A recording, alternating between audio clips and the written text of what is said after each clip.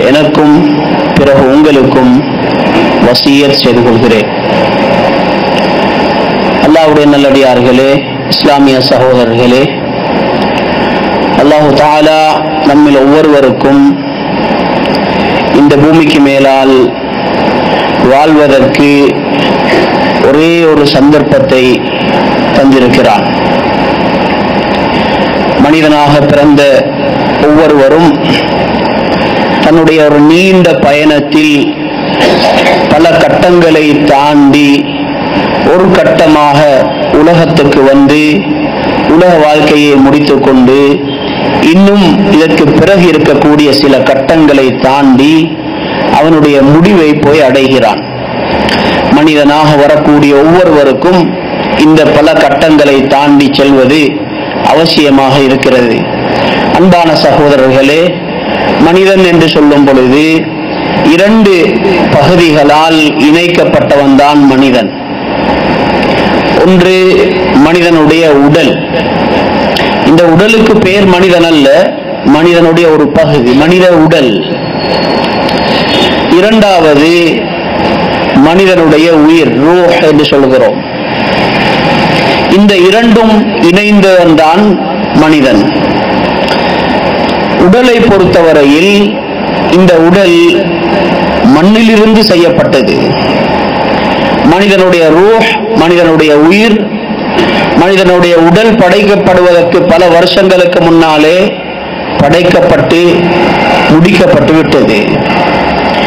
மனிதனுடைய அந்த ரூஹ் உலகத்துக்கு வருகிற காலம் நெருங்கும் பொழுது அல்லாஹு தஆலா அவனுக்கு மிக அற்புதமாக இந்த ஏற்பாட்டை செய்கிறான். அந்த உயிர் உலகத்துக்கு வருவதற்கு சில மாதங்களுக்கு முன்னால் இருந்து அவனுடைய உடல் உலகத்தில் தயாராக ஆரம்பிக்கிறது. குறிப்பிட்ட ஒரு நிலை வரும் பொழுது அந்த உடலுக்கு அல்லாஹு தஆலா ரூஹை கொண்டு வந்து சேர்க்கிறான். உடலை பொறுத்தவரையில் இது உலகத்தில் தயார் செய்யப்பட்டது, உலகத்தில் உருவாக்கப்பட்டது. அவனுடைய ரூஹை பொறுத்தவரையில் இது உலகத்தில் தயார் செய்யப்பட்ட ஒன்றல்ல. குலிர் ரூஹு மின் அம்ரி ரப்பி. ரூஹ் என்பது அல்லாஹ்வுடைய கட்டளை என்று அல்லாஹு தஆலா அதை அறிமுகம் செய்திருக்கிறான். அது எப்படி இருக்கும் என்பதை இதுகால வரைக்கும் எந்த ஒரு மனிதனாலும் கண்டுபிடித்துக் கொள்ளவும் முடியவில்லை, அதற்கு ஒரு வரைவிலக்கணம் சொல்லிக் கொள்ளவும் முடியவில்லை. அப்படிப்பட்ட ஒரு அதிசயமான ஒரு பகுதியை மனித உடலுடன் அல்லாஹு தஆலா சேர்த்திருக்கிறான். இந்த இரண்டும் ஒன்று பூமிக்கு கீழே இருந்து வந்தது, மற்றது வானத்துக்கு மேலே இருந்து மனிதனுடன் சேர்ந்தது. பூமிக்கு கீழே இருந்து மண்ணிலிருந்து படைக்கப்பட்ட இந்த உடலை பொறுத்தவரையில் இதனுடைய தேவைகளும் ஆசைகளும் வித்தியாசமானவை. ரூஹ் என்பது மண்ணிலிருந்து படைக்கப்பட்டதல்ல, அது அல்லாஹ்விடம் இருந்து வந்தது. அதனுடைய தேவைகள், அதனுடைய சந்தோஷங்கள், அதனுடைய சக்தி என்பது அது வித்தியாசமானது. உடலை பொறுத்தவரையில் அதனுடைய ஆசைகளும் அதனுடைய தேவைகளும் எப்பொழுதும் மண்ணுடனும் மண்ணில் மண் சார்ந்தவைகளுடனும் இணைந்ததாக இருக்கும். எப்பொழுதும் உடலுடைய ஆசைகள் மண் சார்ந்தவையாக இருக்கும். உடலுக்கு பலவிதமான ஆசைகளும் தேவைகளும் வருகின்றன. அத்தனை தேவைகளையும் ஆசைகளையும் சுருக்கி பார்த்தால் அது மண்ணோடு சேர்ந்ததாக இருக்கும். உடலுக்கு சாப்பிட வேண்டும் என்ற ஆசை, விதம் விதமான சாப்பாடுகள் தேவை, நல்ல நல்ல ஆடைகள் தேவை. உடலுக்கு அவ்வப்போது சுகம் தேவைப்படுகிறது. உடலுக்கு பலவிதமான குடிபானங்களை குடிக்க வேண்டும் என்ற ஆசை வருகிறது. இப்படி எத்தனையோ இச்சைகள், ஆசைகள் உடலுக்கு வருகின்றது. உயிரை பொறுத்தவரையில் உயிர் எப்பொழுதும் மண் சார்ந்தவைகளுக்கு ஆசைப்படுவதும் அல்ல, அதற்கு மண் சார்ந்தவைகள் தேவைப்படுவதும் இல்லை. உயிருடைய தேவை, உயிர் என்பது அல்லாஹ்விடம் இருந்து வந்தது. உயிருடைய தேவை அது வித்தியாசமானது. தன்னை படைத்த ரப்புக்கு வழிபட வேண்டும், தன்னுடைய ரப்புடைய சந்தோஷத்தை பெற வேண்டும், அவனுக்கு முன்னால் பணிய வேண்டும். ஆகிரம் சார்ந்த, ஆகிரத் சார்ந்த அந்த விடயங்கள் தான் உயிருடைய தேவை. அன்பான சகோதரர்களே, ஒரு மனிதன் பொதுவாக நாம் உயிரை நம்முடையதாக பார்ப்பதில்லை, உடலுடைய தேவைகளை ஆசைகளை பூர்த்தி செய்வதில்லையே, அப்படியே நாம் மூழ்கி விடுகிறோம். மனிதன் தன்னுடைய நஃப்ஸுக்கு, தன்னுடைய உடலுக்கு தேவையான அத்தனை ஆசைகளையும் நிறைவேற்றி கொடுக்க ஆரம்பித்து விடுகிறான். விரும்பிய சாப்பாட்டை எல்லாம் கொடுக்கிறான், அது விரும்புகிற இச்சையை எல்லாம் அவன் பூர்த்தி செய்து கொடுக்கிறான். பிறகு அந்த உடல் பலம் வாய்ந்ததாக மாறிவிடுகிறது. அந்த உடல்ல இருக்கக்கூடிய ஆசைகளுக்கு பலமும் சக்தியும் வந்து விடுகிறது. அதே நேரத்தில் ரூஹுக்குரிய சாப்பாடு, அதனுடைய தேவைகள் அது பூர்த்தி செய்யப்படுவதில்லை. அதை மனிதன் கணக்கெடுக்காமல் ஆகிவிடும் பொழுது அந்த ரூஹ் பலகீனப்பட்டு உடலுக்கு அடிமையாக மாறிவிடுகிறது, உடலுக்கு பயந்து போய்விடுகிறது. அன்பான சகோதரர்களே, அல்லாஹு தஆலா இந்த நிலையை விட்டும் நம்மை பாதுகாக்க வேண்டும். ஒரு மனிதனுடைய உடலும் உடலுடைய ஆசைகளும் பலமுள்ளதாக மாறி அவனுடைய உயிர் பலகீனப்பட்டு போகும் பொழுது அந்த உடல் அந்த உயிரை இழுத்துக் கொண்டு அத்தனை அசிங்கங்களுக்கும் செல்ல ஆரம்பிக்கும். ஒரு மனிதன் ஒரு பயணம் செய்கிறான், குதிரையில் போகிற வழியிலே குதிரைக்கு தேவையான பல வகையான சாப்பாடுகளை கொடுக்கிறான். வித்தியாசமான சாப்பாடுகள், நல்ல நல்ல சாப்பாடுகள், சத்துள்ள சாப்பாடுகளை எல்லாம் அந்த குதிரைக்கு சாப்பிட வைக்கிறான். அந்த குதிரை நன்றாக சாப்பிட்டு கொழு கொழு என்று கொழுத்து அதனுடைய பலமும் மிக அதிகமாகி விடுகிறது. இவன் தான் சாப்பிடுவதை மறந்து விடுகிறான். அவன் நல்ல சாப்பாடுகள் சாப்பிடவும் இல்லை, அவனுடைய ஆரோக்கியத்தையும் மறந்து விடுகிறான். இவன் பலகீனப்பட்டு நோய்வாய்ப்பட்டு விடுகிறான். இறுதியில் அந்த குதிரையில் பயணம் செய்வோம் என்று குதிரையில் ஏறினால் கடிவாளம் கையில் இருக்கிறது, ஆனால் குதிரையை கட்டுப்படுத்திக் கொள்ள முடியவில்லை. அந்த குதிரை விரும்புகிற திசையெல்லாம் போக ஆரம்பிக்கிறது. இதுபோலதான் மனிதனுடைய உடலும் உயிரும். உடலுக்கு நல்ல சாப்பாடுகளை கொடுக்கிறான், உடலுடைய ஆசைகளை பூர்த்தி செய்தான், உடலுடைய இச்சைகளுக்கு இடம் கொடுத்தான், உயிரை மறந்து விடுகிறான். உயிருக்குரிய தேவைகளை, அதனுடைய சாப்பாட்டை கொடுக்க மறந்துவிடும் பொழுது இந்த உடல் இந்த உயிரை இழுத்து கொண்டு உலகத்திலே இருக்கிற அத்தனை அசிங்கங்களுக்கும் செல்ல ஆரம்பிக்கிறது. அன்பான சகோதரர்களே, உண்மையில் உயிர் அதிலே இன்பம் காண்பதில்லை, உயிர் கேவலப்படுகிறது. உயிர் என்பது கண்ணியமானது. அல்லாஹ்வின் புறத்தில் இருந்து வந்த அர்-ரூஹு மின் அம்ரி ரப்பி, அவன் ரப்புடைய ஏவல் தான் உயிர் என்பது. அல்லாஹ்வுக்கு எவ்வளவு கண்ணியம் இருக்கிறதோ அந்த கண்ணியம் உயிருக்கு இருக்கிறது. அந்த உயிர் இந்த உடலுக்கு முன்னால் கேவலப்பட்டு போகிறது. என்னை இழுத்து கொண்டு இந்த பாவங்கள் எல்லாம் செல்கிறான், இந்த அசிங்கங்களுக்கெல்லாம் என்னை இழுத்து கொண்டு செல்கிறது. நம்மை ஒரு மனிதன் கயிற்றால் கட்டி பாதை வழியே நம்மை தெரிந்தவர்கள் இருக்கிற ஊர்களுக்கெல்லாம் பாதையிலே முகங்குப்புற இழுத்து கொண்டு சென்றால் நமக்கு எவ்வளவு கேவலம் ஏற்படுமோ அதை விட பல மடங்கு கேவலம் உயிருக்கு ஏற்படுகிறது. ஆனாலும் அந்த உடலுக்கு பயந்து போன அடிமையாகிவிட்ட உயிருக்கு எதுவும் சொல்ல முடியாது. அப்படிப்பட்ட கேவலத்தை உயிர் சந்திக்கிறது. அன்பான சகோதரர்களே, உடலுக்கு இவ்வளவு வலிமையும் உடலுடைய ஆசைகளுக்கு வலிமையும் வந்துவிட்டால் மனிதன் கேவலப்பட்டு போகிறான். உடலுடைய ஆசைகளுக்கு சக்தியை கொடுத்து பலத்தை கொடுத்து கேவலப்பட்ட எத்தனையோ பேர்கள் பாவங்களுக்காக அசிங்கங்களுக்காக உலகமெல்லாம் பைத்தியக்காரர்கள் போல அலைந்து திரிகிறார்கள், வெறும் ஒரு பாவத்துக்காக. கண் என்பது ஒரு மனிதனுடைய உடலில் 1000ல் ஒரு பகுதிதான் கண் என்பது. அவ்வளவு சிறிய உறுப்பு. கண்ணை விட கண் இருக்கிற தலை பல மடங்கு பெரியதாக இருக்கிறது. அந்த கண்ணை விட மனிதனுடைய உடம்பு எத்தனையோ மடங்கு பெரிய உடம்பு. ஆனால் ஒரு மனிதன் கண்ணுடைய ஆசைகளுக்கு அடிமையாகும் பொழுது இந்த பெரும் உடலால் அந்த கண்ணை கட்டுப்படுத்த முடியாத நிலை ஏற்படும். அந்த கண் அவனை இழுத்து கொண்டு உலகத்திலே இருக்கிற அசிங்கங்களுக்கெல்லாம் செல்லும். இந்த உடல் அந்த கண்ணுக்கு பின்னால் இழுபட்டு கொண்டு செல்லும். அன்பான சகோதரர்களே, இதுதான் மனிதன் ஆசைகளுக்கு அடிமையாவது என்று சொல்வது. அன்பான சகோதரர்களே, உலகத்திலே நிறைய ஆசைகள் இருக்கின்றன. நம்முடைய இச்சைகளை பூர்த்தி செய்வதற்கு உலகத்திலே எத்தனையோ வழிகள் இருக்கின்றன.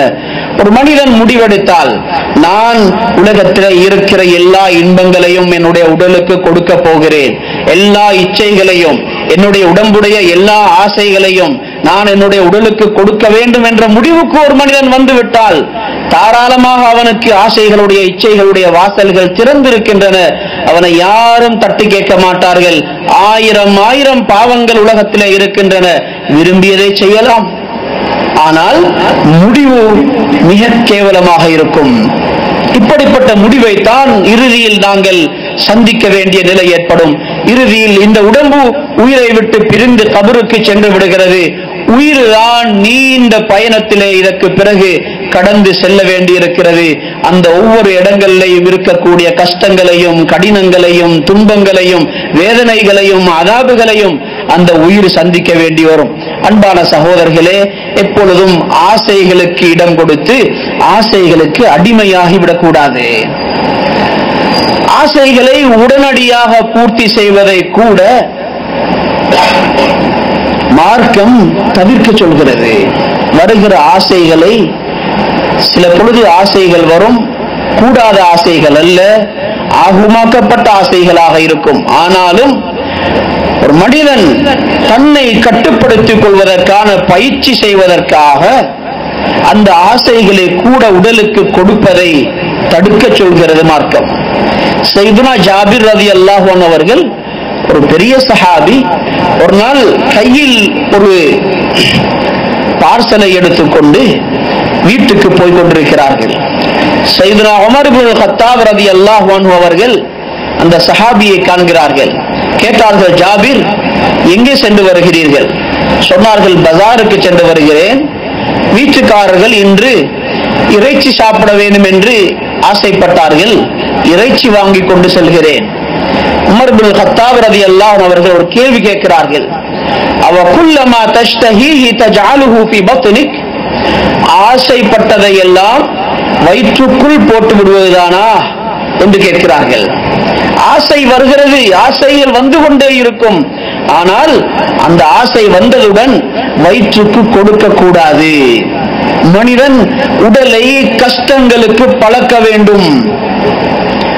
தன்னுடைய கவர்னர்களுக்கெல்லாம், நாடுகளுக்கு, பெரும் பெரும் பட்டணங்களுக்கு கவர்னர்களாக, தலைமை வகிக்கக்கூடிய பொறுப்பாளர்களாக அனுப்பி இருக்கக்கூடிய ஒவ்வொருவருக்கும் உமர் இப்னு கத்தாப் ரலியல்லாஹு அன்ஹு அவர்கள் கடிதம் எழுதுவார்கள்.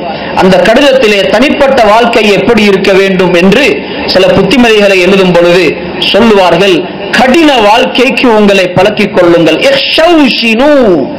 கடின வாழ்க்கைக்கு உங்களை பழக்கிக் கொள்ளுங்கள். உங்களுடைய மூதாதையர்கள் கடினமான ஆடைகளை, தடித்த ஆடைகளை உடுத்தது போல தடித்த ஆடைகளை நீங்கள் உடுத்துக் கொள்ளுங்கள். ஆடம்பர வாழ்க்கைக்கு போய்விட வேண்டாம். ஆடம்பர வாழ்க்கை எப்பொழுதும் ஆகிரத்தை மறுக்க வைக்கிறது. ஆடம்பர வாழ்க்கை எப்பொழுதும் ரூஹுக்கு பலத்தை அது குறைத்து விடுகிறது. இய்யாக்கும் வத்தனஉம் ஃபஇன்ன இபாதல்லாஹி லைஸூ பிமுத்தனஇமீன். ஆடம்பர வாழ்க்கையை நான் உங்களுக்கு எச்சரிக்கை செய்கிறேன். ஏனென்றால் அல்லாஹ்வுடைய நல்லடியார்கள் ஆடம்பர வாழ்க்கை வாழக்கூடியவர்களாக இருக்க மாட்டார்கள். சஹாபாக்களில் செல்வந்தர்கள் இருந்திருக்கிறார்கள், ஏழைகளும் நிறைய இருந்திருக்கிறார்கள், பெரும் பெரும் செல்வந்தர்களும் இருந்திருக்கிறார்கள். ஆனால் மதீனாவுடைய அந்த வீடுகள் இருக்கக்கூடிய தெருக்களிலே போனால் அவர்களுடைய வாழ்க்கை அமைப்பை வைத்து, அவர்களுடைய வீடுகளை வைத்து இவர் செல்வந்தர், இவர் ஏழை என்பதை மதிப்பீடு செய்ய முடியாது. செல்வம் இருந்தது, ஆனால் அவர்கள் ஆடம்பர வாழ்க்கை வாழவில்லை. நாம் தற்காலத்திலே வாழ்ந்து கொண்டிருக்கக்கூடிய வாழ்க்கையை பார்க்கும் பொழுது நம்மில் ஒவ்வொருவருக்கும் கிஸ்ரா கைசருக்கு கிடைக்காத வசதிகள் கிடைத்திருக்கின்றன. நாம் எல்லாம் கீழே உட்கார்ந்து இருக்கிறோம். நம்முடைய தலைகளுக்கு மேலால் நமக்கு காற்று வீசிக்கொண்டிருக்கிறது. இந்த மின் விசிறிகள், இந்த ஃபேன்கள். அன்பான சகோதரர்களே, இந்த வசதி அந்த காலத்திலே இருந்த கிஸ்ரா கைசருக்கும் கிடைக்கவில்லை. அவர்களுக்கு காற்று தேவைப்பட்டால் 2 பேர்கள் 4 பேர்கள் பக்கத்தில் இருந்து கொண்டு காற்று அடித்துக் கொண்டிருப்பார்கள். அவர்களுடைய மனைவிமார்களுடன் தனிமையில் அவர்களுடைய அறைகளுக்கு சென்றால் அந்த காத்தும் அவர்களுக்கு கிடைக்கவில்லை. அப்படிப்பட்ட சொகுசு வாழ்க்கையிலே நாம் வாழ்கிறோம். நாம் படுக்கக்கூடிய மெத்தைகள், நாம் 5-10 நிமிஷங்கள் உட்காரக்கூடிய அந்த குஷன்கள், அன்பான சகோதரர்களே, நமக்கு முன்னால் வாழ்ந்த அரசர்களுக்கும் கிடைக்கவில்லை. ஆடம்பர வாழ்க்கையிலே நாங்கள் வாழ்கிறோம். ஆடம்பர வாழ்க்கைகள் எப்பொழுதும் ஆகிரத்தை மறக்கடிக்க செய்து விடுகின்றன. அன்பான சகோதரர்களே, ஒரு மனிதன் உடலுக்கு கவனம் செலுத்தி, உடலுடைய ஆசைகளுக்கு முக்கியத்துவம் செலுத்தி, உடலுடைய ஆசைகளையும் இச்சைகளையும் பூர்த்தி செய்ய ஆரம்பிக்கும் பொழுது அல்லாஹ்வுடைய தௌஃபீக்குடைய வாசல்கள் மூடப்பட்டு விடுகின்றன. தௌஃபீக்குடைய வாசல்கள் என்றால் நல்ல காரியங்கள் செய்வதற்கான சந்தர்ப்பங்கள் கிடைக்கக்கூடிய வாசல்கள். நல்ல காரியங்கள் என்று வரும் பொழுது தொழுகைகளுடைய பேணுதல், அல்லாஹ்வை திக்ர் செய்யக்கூடிய தௌஃபீக், அல்லாஹ்வை குர்ஆனை திலாவத் செய்யக்கூடிய தௌஃபீக், அல்லாஹ்வுக்கு முன்னால் அழக்கூடிய சந்தர்ப்பம், தஹஜ்ஜுடைய சந்தர்ப்பம், இரவு காலங்களில் நின்று மக்கள் எல்லாம் தூங்கிக் கொள்ளும் பொழுது, தூங்கி இருக்கும் பொழுது அல்லாஹ்வுடன் தனிமையில் பேசுகிற இன்பம், இந்த இன்பங்கள் எல்லாம் அப்வாபு தௌஃபீக், தௌஃபீக்குடைய வாசல்கள் என்று சொல்லப்படும். ஒரு மனிதன் இச்சைகளுக்கு அடிமையாகி ஆசைகளை பூர்த்தி செய்வதில் மூழ்கிவிடும் பொழுது தௌஃபீக்குடைய வாசல்கள் மூடப்பட்டு விடுகின்றன. நம்மில் அநேகமானவர்களுக்கு இருக்கக்கூடிய ஒரு பிரச்சனை தான் அமல்கள் செய்வதில் சோம்பல்.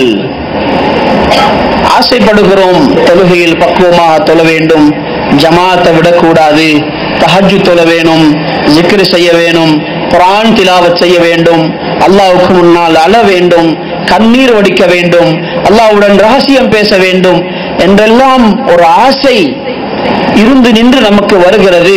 ஆனால் செய்ய போனால் நம்முடைய உடல் பாரமாகி விடுகிறது, செய்து கொள்ள முடியவில்லை.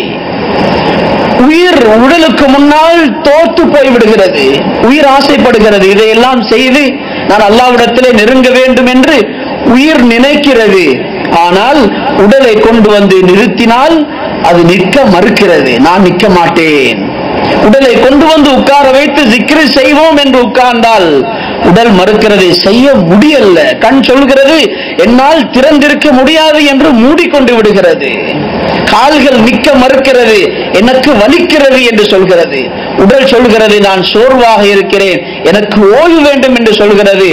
நிர்பந்தமாக இந்த அனைத்து பெருமதியான சொத்துக்களையும் விட்டுவிட்டு நாங்கள் படுக்கைக்கு செல்கிறோம், சாப்பாட்டுக்கு செல்கிறோம், இன்பங்களுக்கு செல்கிறோம். காரணம் வேறொன்றுமல்ல, உயிர்களை மறந்து விட்டோம். உயிர்களையும் உயிருடைய தேவையையும் நாங்கள் வேறொருவருக்குரியதாக பார்க்கிறோம். அமல்கள் என்றால் நாம் நினைக்கிறோம் அது யாரோ ஒருவருக்குரிய தேவை. எனக்கு தேவை என்னுடைய சாப்பாடு, எனக்கு தேவை ஒரு சொந்த வீடு, எனக்கு தேவை சொகுசான எனது சொகுசான வாகனம், சொகுசான படுக்கை, சொகுசான குடும்பம், சொகுசான வீடு, இதுதான் என்னுடைய தேவை. இதுவெல்லாம் இரண்டாம் தரமானது, வேறொருவருக்குரியது என்று நாங்கள் நினைக்கிறோம். அன்பான சகோதரர்களே, அது வேறொருவருக்குரியதல்ல, அது நமக்குரியது. நம்முடைய 40, 50, 60 வருஷ காலத்துடைய ஒரு சிறிய சுகத்தை இந்த சாப்பாடும் இந்த வீடும் வீட்டில் இருக்கக்கூடிய இந்த சாமான்களும் நமக்கு தருகிறது என்றால், அன்பான சகோதரர்களே, இந்த 60 வருஷத்தை விட பல கோடிகளையும் விட பல கோடி மடங்கு ஒரு நீண்ட வாழ்க்கையை நாங்கள் விரைவில் சந்திக்க இருக்கிறோம். அந்த வாழ்க்கையுடைய சுகத்தை இந்த பொருட்கள் தரமாட்டாது, இந்த சாப்பாடு தரமாட்டாது, இந்த வீடும் வாகனமும் தரமாட்டாது. அந்த சுகத்தை தருவதற்குத்தான் உயிருடைய தேவைகள் என்று சொல்லப்படக்கூடிய இந்த அமல்கள். பாவங்களை தவிர்ப்போம், இச்சைகளை பூர்த்தி செய்வதில் மூழ்கிவிடக் கூடாது. அல்லாஹ் தஆலா ஒரு அளவை வைத்திருக்கிறான். இச்சைகளை, குறிப்பிட்ட இச்சைகளை பூர்த்தி செய்வதில் யாரு மூழ்கி விடுகிறார்களோ அந்த இச்சைகளில் இருக்கக்கூடிய இன்பங்களை அல்லாஹ் பறித்து விடுகிறான். அதே நேரத்தில் அந்த இச்சைகளை அவர்களால் விட்டுக்கொள்ள முடியாமல் போகும். இச்சைகளில், ஆசைகளில் மூழ்கி தொடர்ச்சியாக ஈடுபட்டிருப்பவர்களுக்கு அவனுடைய இன்பங்களை அல்லாஹ் பிடுங்கி விடுகிறான். இன்பங்கள் இருக்கவே மாட்டாது. இன்பம் இல்லை என்றால் விட்டுவிட வேண்டியதுதானே என்று நாம் நினைக்கலாம். ஆனால் விட மாட்டார்கள். அவர்களுக்கு விட முடியாத நிலை ஏற்படும். இதுதான் ஒரு மனிதன் ஆசைக்கு அடிமையாவது. அல்லாஹ் தஆலா ஒரு கூட்டத்தை சொல்கிறான். ஒரு கூட்டம் உலகத்தில் இருக்கிறார்கள், அவர்களுக்கு தெய்வங்கள் அவர்களுடைய ஆசைகள் தான். ஆசைகள் எங்கே இழுக்கிறார்களோ அங்கே போவார்கள். அன்பான சகோதரர்களே, ஆசைகளுக்கு அடிமைப்பட்டவர்கள் உலகத்திலே கேவலப்பட்டு போகிறார்கள். இச்சைகளுக்கு அடிமையானவர்கள் உலகத்திலே கேவலப்பட்டு போகிறார்கள். பலவிதமான நிலைகளை நாங்கள் உலகத்திலே பார்த்து கொண்டிருக்கிறோம். வெறும் ஒரே ஒரு ஆசைக்கு அடிமைப்பட்டவர்கள் தன்னுடைய வாழ்க்கை முழுதையும் அந்த ஆசைக்கு பின்னால் தொலைத்து விடுகிறார்கள். ஒரு பெண்ணுக்கு அடிமையானவர்கள் எத்தனையோ பேர்கள். வெறும் ஒரு பெண்ணுக்கு, ஒரு பெண்ணுடைய உடலுக்கு, அவளுடைய அழகுக்கு அடிமையானவர்கள் உலகத்தையே மறந்து விடுகிறார்கள். அன்பான சகோதரர்களை, இந்த நிலை வரக்கூடாது. போதை வஸ்துக்கள் சம்பந்தமாக ஒரு மிக காத்திரமான ஒரு முன்னெடுப்பு இந்த மஸ்ஜிதில் ஏற்பாடு செய்யப்பட்டிருக்கிறது என்று சொன்னார்கள்.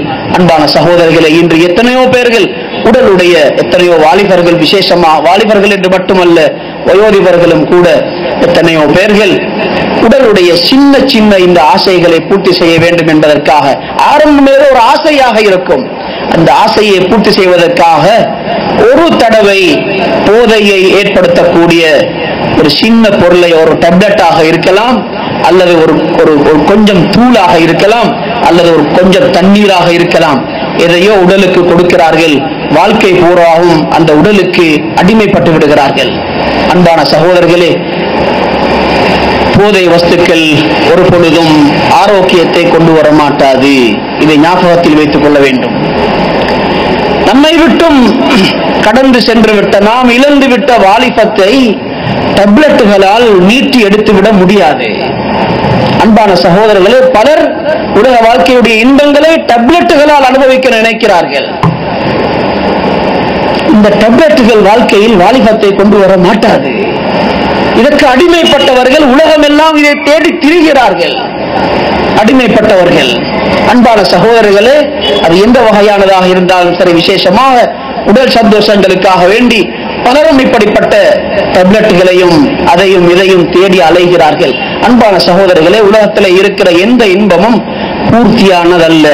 எல்லா இன்பங்களிலும் குறை இருக்கிறது. நாம் நினைக்கலாம், இன்னார் இவர்கள் எல்லாம் உலகத்துடைய இன்பத்தை பூர்த்தியாக அடைகிறார்கள், அவர்களை கண்டு கேட்டு பாருங்கள். உண்மை இதுதான். யாரும் உலகத்திலே எந்த இன்பத்தையும் பூர்த்தியாக அடைவதில்லை. உலக இன்பங்களே அரைகுறையானது.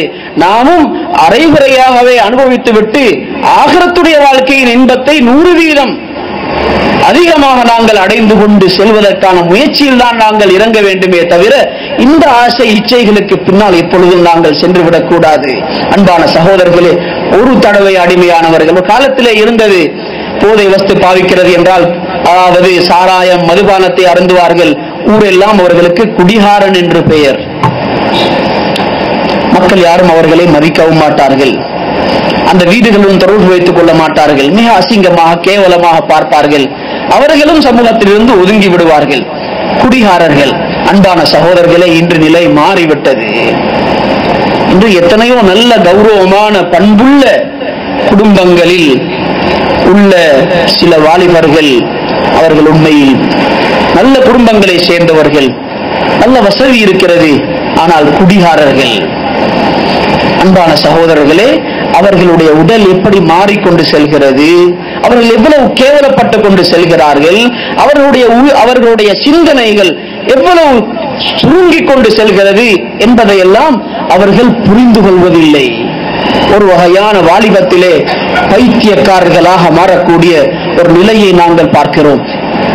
இதனுடைய ஆரம்பம் மனிதன் இச்சைகளுக்கு அடிமையாவதுதான். ஆசைகளுக்கு அடிமையாவதில்லை.